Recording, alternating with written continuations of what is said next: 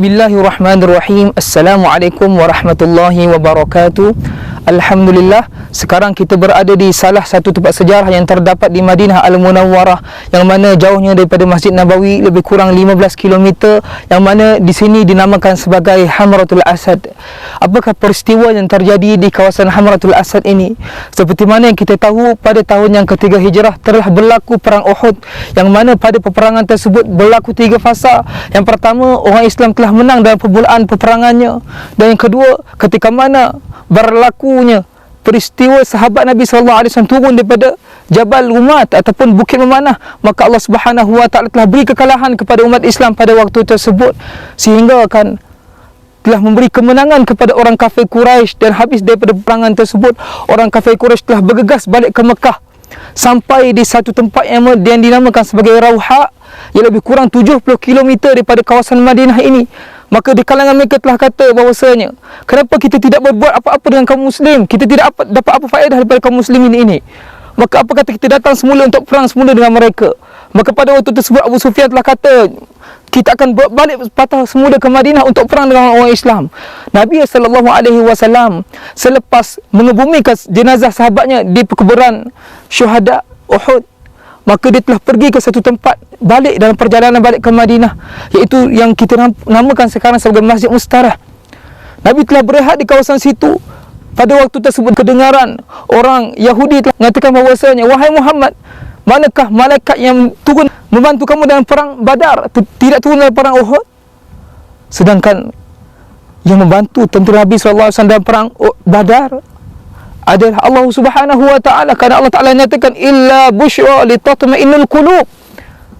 Hanyalah satu berita gembira kepada kamu, iaitu turunnya malaikat tersebut untuk membuat hati kamu dalam keadaan yang tenang. Sedangkan bantuan itu datang dari Allah Subhanahu Wa Taala sebenarnya. Maka pada waktu tersebut Nabi SAW berfikir di kawasan Mustarah. Nabi berehat di kawasan itu dalam keadaan Nabi SAW dalam keadaan yang cedera parah. Sahabat ada keadaan yang cedera parah pada waktu tersebut.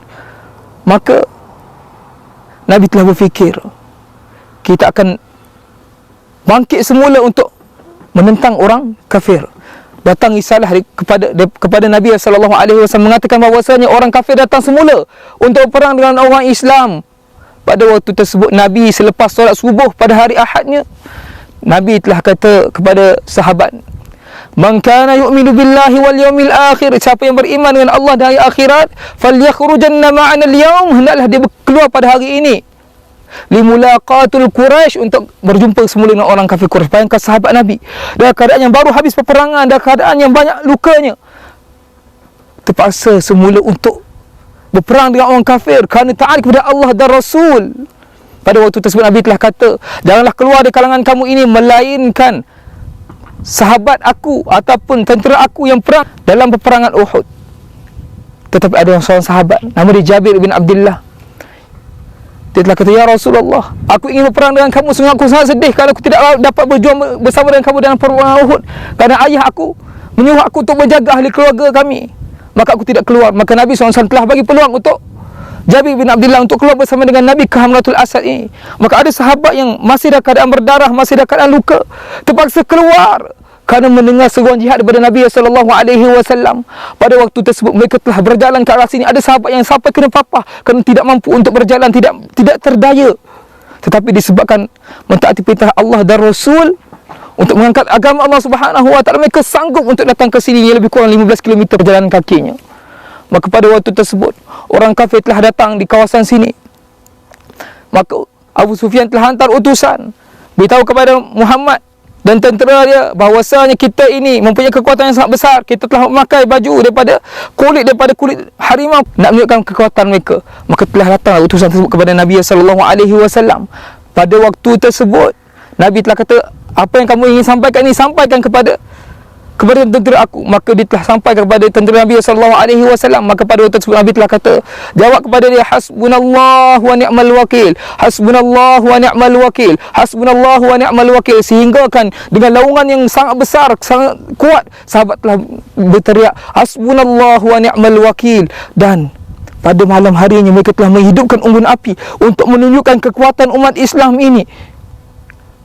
Sahabat tadi yang dihantar oleh Abu Sufyan telah kembali dan memberitahu apakah yang terjadi dan apa yang dia nampak pada tentera orang Islam. Pada waktu tersebut, Nabi telah hantar Ma'bad ibn Abi Ma'bad untuk beritahu kepada Abu Sufyan, untuk menakutkan Abu Sufyan dan tentera dia. Wahai Ma'bad ibn Abi Ma'bad, engkau beritahu kepada dia bahawasanya umat Islam bersedia untuk perang kepada mereka. Pada waktu tersebut, Ma'bad ibn Abi Ma'bad yang belum diketahui keislamannya telah berjumpa dengan Abu Sufyan. Wahai Abu Sufyan, aku melihat tentera Muhammad ini sangat kuat. Aku melihat mereka mempunyai semangat yang sangat tinggi. Andai kata engkau ini datang kepada mereka, maka mereka akan bunuh semua tentera engkau ini. Maka baliklah ke Mekah, itu lebih baik kepada kamu. Silakan kita dengar Allah Subhanahu wa ta'ala berfirman, Innan nasa qad jama'u lakum fakhshawhum fazadahum imana wa qalu hasbunallahu wa ni'mal wakil. Turun ayat tersebut menceritakan berkenaan dengan peristiwa Hamratul Asad ini.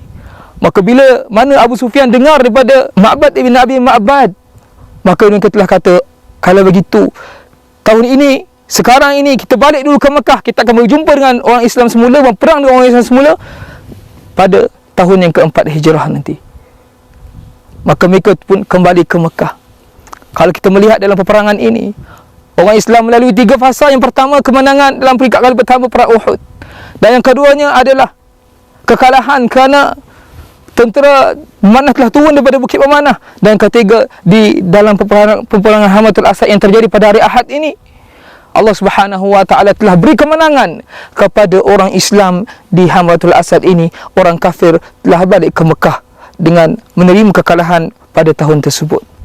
Dan alhamdulillah, di sinilah tempat orang Islam telah berkubur tersebut. Kalau kita melihat bagaimanalah keadaan para sahabat, walaupun dalam keadaan yang sakit, walaupun keadaan tidak mampu untuk bergerak, tetapi datang menyambut seruan Allah Subhanahu wa ta'ala. Setiap daripada mereka mempunyai cita-cita yang tinggi untuk syahid di jalan Allah Subhanahu wa ta'ala. Hari ini, apakah hal yang terjadi pada kita? Apakah yang ada pada diri kita, ya Allah Subhanahu wa ta'ala, untuk lihat dari diri kita, untuk kita berkorban di jalan Allah Subhanahu wa ta'ala? Apakah pengorbanan kita untuk agama Allah? Disebabkan itu para sahabat Nabi SAW telah diampun kepada Allah Subhanahu wa ta'ala.